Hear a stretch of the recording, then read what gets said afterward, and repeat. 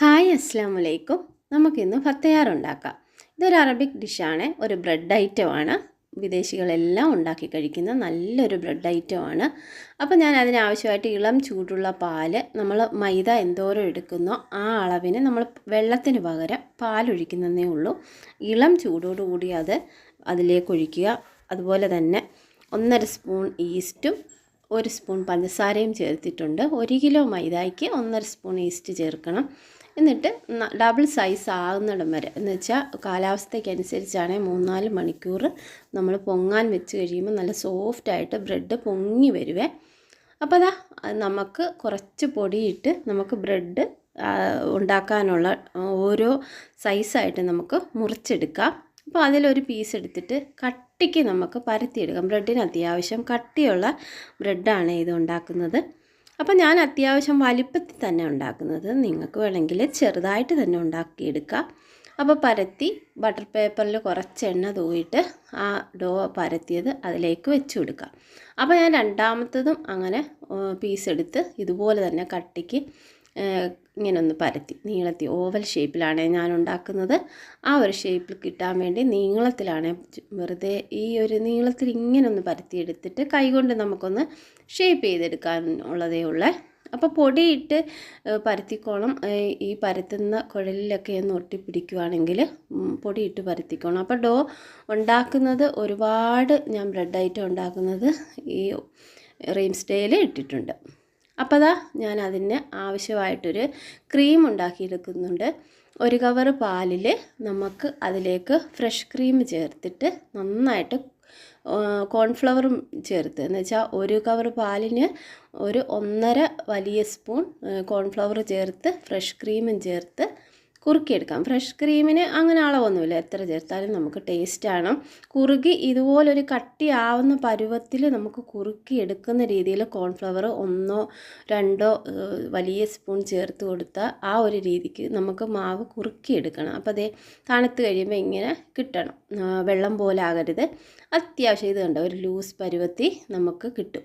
അപ്പോൾ അതിലേക്ക് ഞാൻ ബട്ടർ കൂടി ചേർത്ത് കൊടുത്തിട്ടുണ്ട്. നിങ്ങൾക്ക് വേണമെങ്കിൽ ഏത് ബട്ടറും ചേർക്കാം, അതിന് ടേസ്റ്റിനനുസരിച്ച്. ഇപ്പോൾ വലിഞ്ഞ് നിൽക്കണമെങ്കിൽ മൊസറല്ല ചീസ് കൂടി ആഡ് ചെയ്യാം. ഞാനിത് സാദാ ചീസാണ് ആഡ് ചെയ്യുന്നത്. വലിഞ്ഞ് നിൽക്കണമെങ്കിൽ മൊസറല്ല ചീസില്ലേ നമ്മൾ പിസയ്ക്കൊക്കെ ചേർക്കുന്ന അത് ആഡ് ചെയ്യാം. അപ്പോൾ ഞാൻ ഈ ബ്രെഡ് പരത്തി വച്ചിരിക്കുന്നതിൻ്റെ സൈഡിലെല്ലാം ആ ചീസ് ക്രീമി ഉണ്ടാക്കില്ലേ, ഒരു വൈറ്റ് ക്രീം, അത് ഞാൻ സൈഡിലേക്കാക്കി ഇങ്ങനെ ഒന്ന് ഒട്ടിച്ചു കൊടുക്കണം. അങ്ങനെ പുറത്തേക്ക് പോകാത്ത പോലെ അത്യാവശ്യം കണ്ടോ കൈവിരൽ വെച്ച് ഇങ്ങനെ ഒന്ന് പ്രസ് ചെയ്ത് കൂടെ കൊടുക്കണം. അപ്പോൾ ഒരു ഓവൽ ഷേപ്പിലാണ് ഞാൻ ഉണ്ടാക്കിയത്. അതുകൊണ്ട് ആ ഒരു ഷേപ്പിൽ സൈഡിൽ ഇങ്ങനെ ഒന്ന് ഒട്ടിച്ച് കൊടുക്കാം. നമുക്ക് ഇങ്ങനെ ഈ ഞാൻ വീഡിയോയിൽ കാണുന്ന പോലെ തന്നെ ഒന്ന് ഒട്ടിച്ചു കൊടുക്കണം നമ്മൾ ഉണ്ടാക്കി വെച്ച ചീസ്.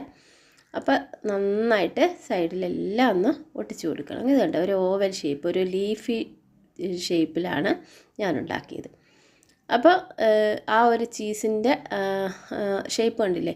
അപ്പോൾ അത് നമുക്ക് ബട്ടർ പേപ്പറിൽ എണ്ണ തൂത്തിട്ട്, ബട്ടറോ എണ്ണയോ നെയ്യോ തൂത്തിട്ട് നമുക്ക് വേണം ഈ ഒരു ഡോ അത് പരത്തിയതിന് ശേഷം അതിലേക്ക് വെച്ച് കൊടുക്കുക. എന്നിട്ട് നടുക്കും ഞാൻ ക്രീമൊക്കെ വെച്ച് കൊടുത്തിട്ടുണ്ട്. പിന്നെ ഞാൻ കുറച്ച് വെജിറ്റബിൾസ്, സവാള, തക്കാളി, പച്ചമുളക്, മല്ലിയില, എന്നിട്ട് ഞാൻ അതിലേക്ക് 2 മുട്ട പൊട്ടിച്ചൊഴിച്ച് കൊടുത്തിട്ടുണ്ട്. സാധാ ചരുവത്തിലാണ് ബേക്ക് ചെയ്തെടുക്കുന്നത്, ഓവനിലും ബേക്ക് ചെയ്യാം. അപ്പോൾ ജസ്റ്റ് കുറച്ചൊന്ന് ബേക്കായി വന്നിട്ടേ മുട്ട ഒഴിച്ചു കൊടുക്കാവുള്ളൂ. എൻ്റെ ഈ മുട്ട ഒഴിച്ചപ്പം കുറച്ച് വൈറ്റ് ഇത് പുറത്തേക്ക് പോയി. ഇത് സാരമില്ല, പക്ഷേ കഴിയുന്നതും പുറത്തേക്ക് പോകാതെ ശ്രദ്ധിച്ചോണം, എന്നാലേ അതൊരു പെർഫെക്റ്റ് ആവത്തുള്ളൂ. അപ്പോൾ സവാളയും വട്ടത്തിൽ കണ്ടിച്ചു, തക്കാളിയും മല്ലിയിലയും അതുപോലെ ക്യാപ്സിക്കവും ഇട്ട് കൊടുത്തിട്ടുണ്ട്. ഇഷ്ടമുള്ള വെജിറ്റബിൾസ് അതിൻ്റെ മുകളിൽ ചേർത്തിട്ട് നമുക്കിങ്ങനെ പിസ്സയുടെ ആ ഒരു ഫ്ലേവർ കിട്ടാൻ വേണ്ടി ഞാൻ ഒരിഗാനോ പൗഡർ കൂടി ചേർത്ത് കൊടുത്തിട്ടുണ്ട്. ബട്ടറും ഏത് ബട്ടറും നമുക്കതിൽ വേണമെങ്കിൽ ഒന്നുകൂടി വെക്കാം. ഇപ്പോൾ ഓൾറെഡി ബട്ടർ നന്നായിട്ടുണ്ട്, നല്ല ടേസ്റ്റാണ് കേട്ടോ. നമ്മൾ ചിക്കനൊക്കെ കഴിക്കുന്ന പോലെ തന്നെ നമുക്ക് അങ്ങനെ വെക്കാം. അപ്പോൾ ബേക്കായി സൈഡൊക്കെ നല്ലപോലെ മൊരിഞ്ഞ് നല്ല ബേക്കായി വന്നിട്ടുണ്ട്.